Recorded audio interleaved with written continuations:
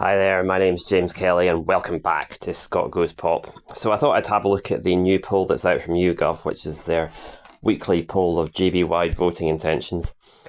And the first thing that leaps out is that they have not made any effort to accommodate the Jeremy Corbyn Sultana party before its formal launch.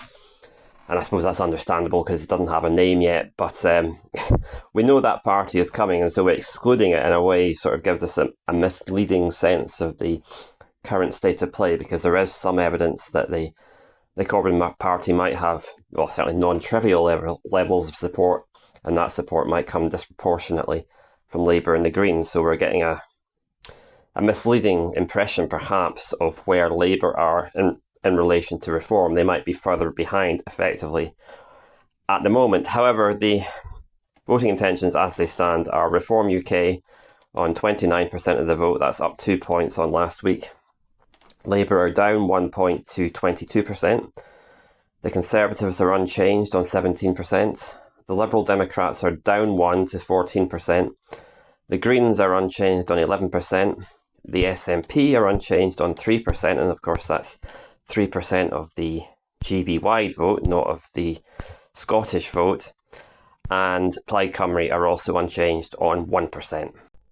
And basically the significance of that is that Reform UK have their highest share of the vote in any YouGov poll since early June, and they have their biggest lead over Labour in any YouGov poll since late May. So there's certainly no sign that Labour are gaining any ground or that Reform are fading away.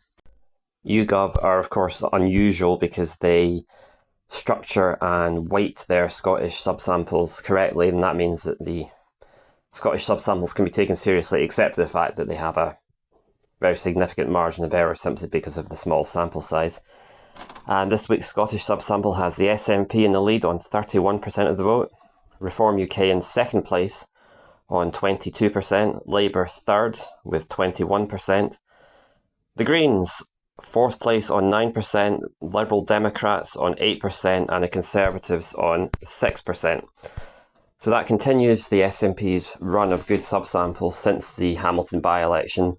Perhaps not quite as good as some that we've seen in recent weeks, but the fluctuation is probably just due to margin of error noise, and the situation may actually be a little bit better than the 10-point advantage over Labour that's implied by this particular subsample.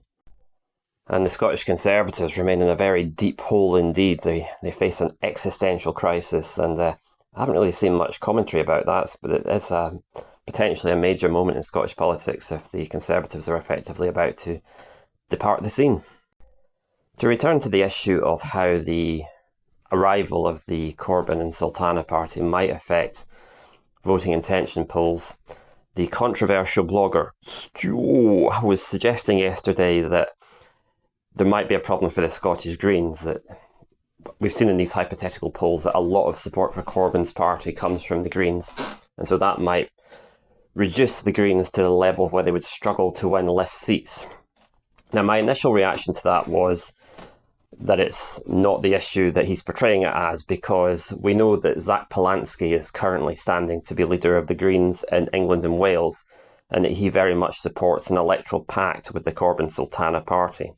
So if he becomes leader, there'll be no issue, certainly in England and Wales, because the two parties will be united and their vote share will actually probably be higher than it would have been with the Greens on their own. So it would actually be a benefit to the Greens rather than any sort of detriment.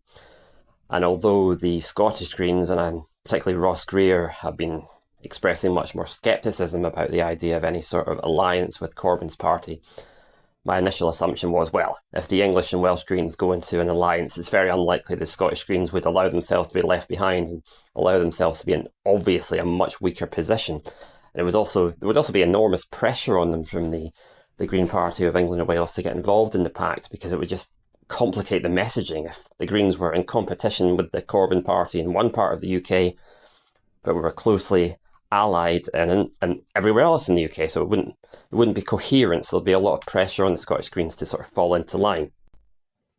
But then it struck me what the sticking point would be, and of course it's Scottish independence, because we think probably the Corbyn party will at best be neutral on the subject of Scottish independence. They might say that Scotland has a right to a referendum, has a right to self-determination, but we're not taking a collective view as a party as to whether independence is a good or a bad thing.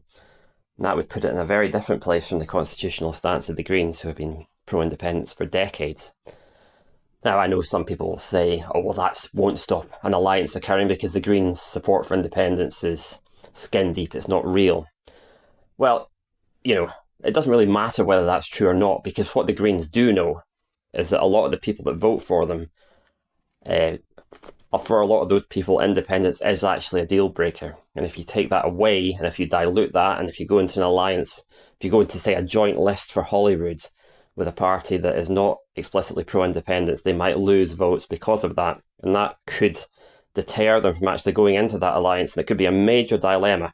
Do they go one way and harm themselves in one direction, or do they go the other way and harm themselves in another direction? There's no real answer to that. And that could be a problem, a major problem for the independence movement as a whole, because, if the Greens don't go into alliance with Corbyn, the Corbyn party does well, pick up a lot of list seats that would otherwise have gone to the Greens, that reduces the number of pro-independence MSPs in the Parliament, reduces the chances of getting a pro-independence majority. Now, maybe that doesn't matter as much due to John Swinney's remarkable, bizarre decision to say that the Greens aren't going to count towards a pro-independence majority. But in the real world, if we're ever going to achieve independence, that position that John Swinney set out is going to have to be reversed.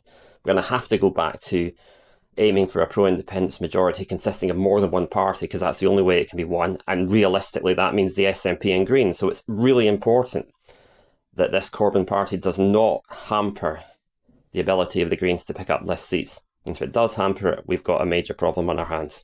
But anyway, that's it for now. If you're enjoying this content, please subscribe to my YouTube channel if you haven't already done so, and I'll see you later.